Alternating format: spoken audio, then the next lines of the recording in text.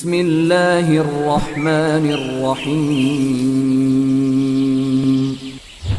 Ramadan, teman-teman sekalian, adalah salah satu dari rukun Islam, berpuasa padanya. Kalau Anda bulan Ramadan tidak berubah menjadi baik, kira-kira pertanyaan saya, kapan Anda baik? Di bulan Ramadan, seluruh dunia, umumnya kaum muslimin, kita ke Amerika, kita ke Saudi, ya kita ke Timur Tengah, kita ke Asia, yang ada orang Islam, semua puasa. Segelintir orang yang tidak puasa, yang lainnya semua puasa. Artinya, kalau pada saat itu rame-rame saja Anda tidak mau puasa, kira-kira kapan akan puasa?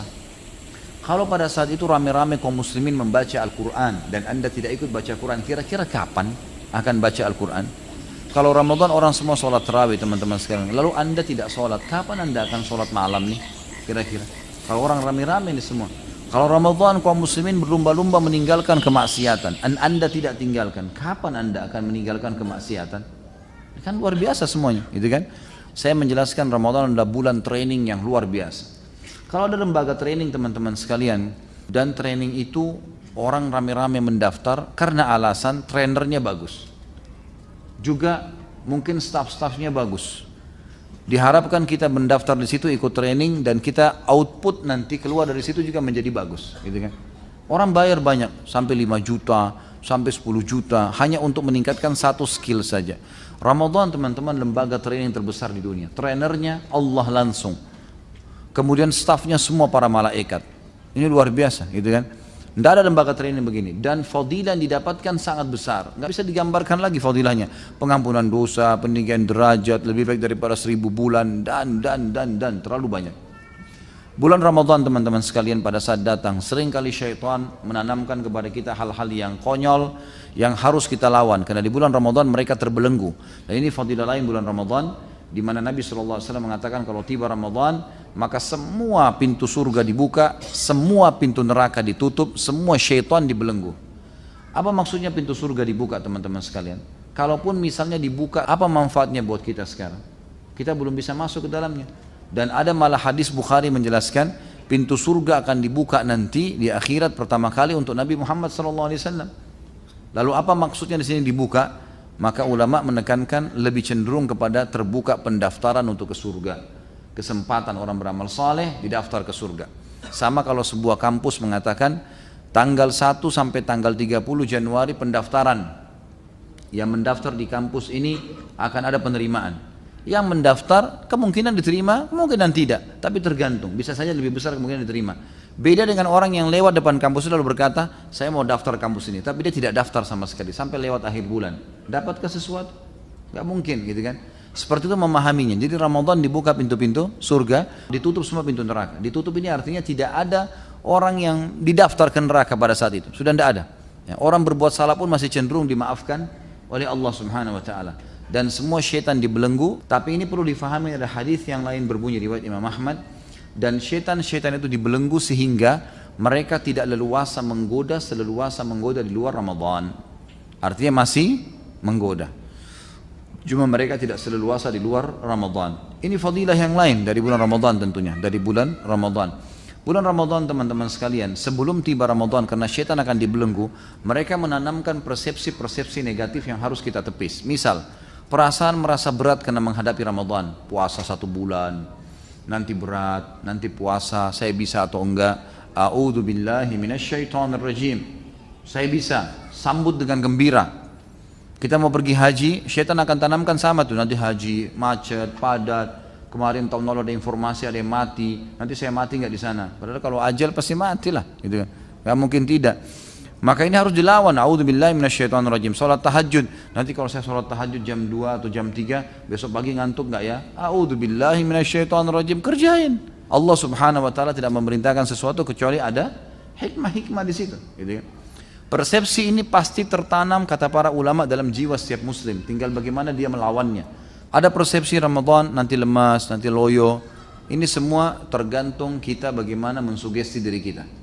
Niat itu, teman-teman, kalau bahasa saya pribadi adalah sugesti. Niat adalah sugesti.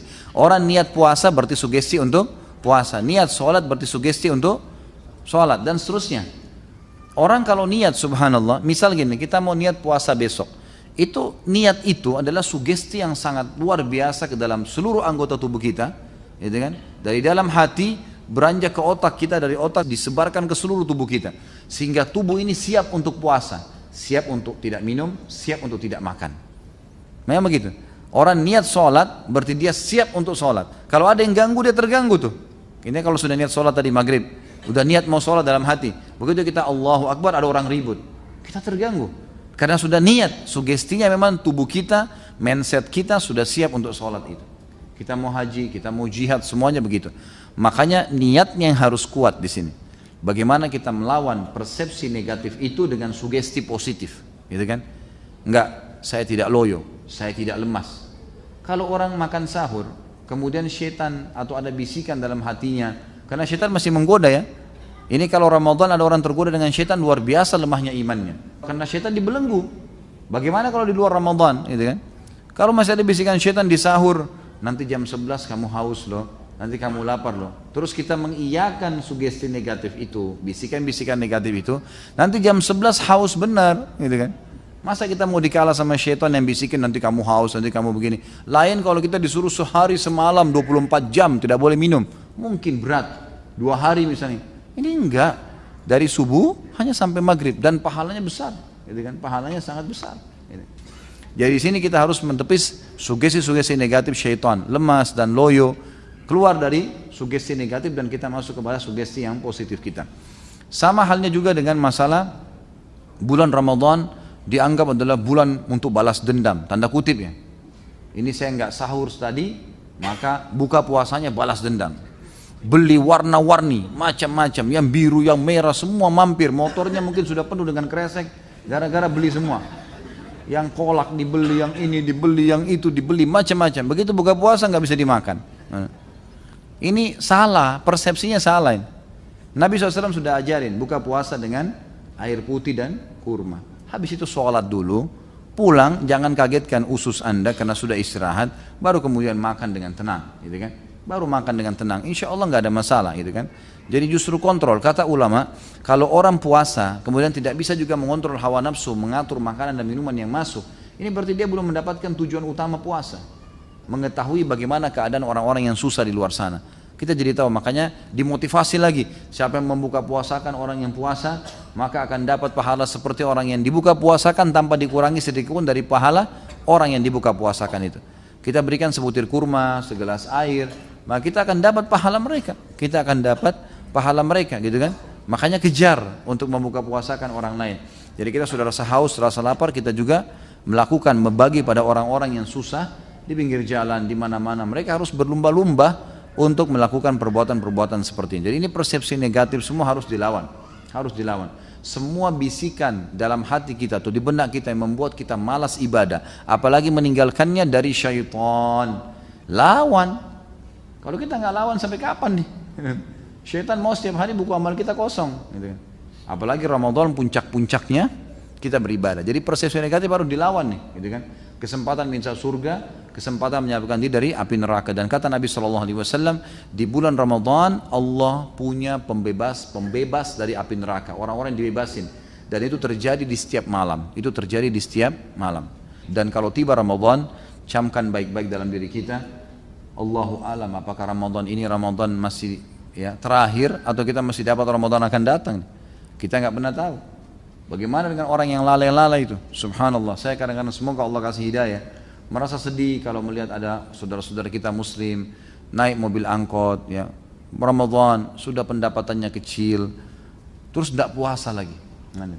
Ini kira-kira luar biasa, rugi dunia, rugi akhirat. Berapa yang dia kejar itu?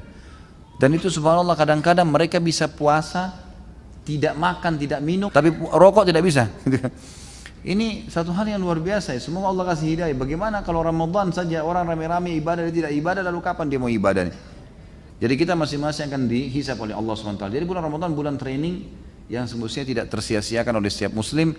Dan teman-teman sekalian, kalau Ramadan sudah hilang, sudah pergi, maka usahakan terapkan hasil trainingnya. Jangan pas di akhir Ramadan atau pas Idul Fitri mulutnya bilang Alhamdulillah, tapi Alhamdulillahnya salah tempat, you know. Alhamdulillah sekarang saya lepas dari penjara ibadah, gitu kan. Enggak lagi puasa, enggak lagi sholat malam. Ini yang ketawa-ketawa tahu diri ya. Jadi saya tidak puasa, saya tidak sholat malam lagi, tidak ada lagi. Jadi alhamdulillah seperti ini, alhamdulillah tidak tarawih lagi, alhamdulillah tidak baca Quran lagi, alhamdulillah tidak ke masjid lagi. Ini salah. Buktinya mereka setelah itu betul-betul seperti orang bebas. Subhanallah, saya dapat informasi dari beberapa jemaah saya, kalau mau tiba Ramadan, itu orang-orang yang pacaran pada sepakat tuh, ini Ramadan tidak bisa pacaran. Ketemunya nanti habis Idul Fitri. Jadi habis Idul Fitri kembali lagi. Ramadan rame-rame pakai jilbab, habis Ramadan buka jilbab. Ini subhanallah, ini keliru ini. Jadi Ramadan cuma dijadikan sebagai seremoni saja, rame-rame bertakwa, habis itu tinggalkan semua. Ini rugi sekali. Mestinya Ramadan bisa mengubah kita lebih baik, kemudian Ramadan akan datang lebih baik lagi sampai kita bertemu dengan Allah Subhanahu wa taala, sementara pahala kita sempurna, pahala kita sempurna. Jadi jangan disia-siakan, Ramadan ini adalah kesempatan emas bagi seorang muslim. Kata Nabi SAW, sungguh terhina sekali seorang hamba yang sudah mendapatkan Ramadan dan dia masih hidup sampai Ramadan habis pergi, sementara dia belum sempat diampuni dosa.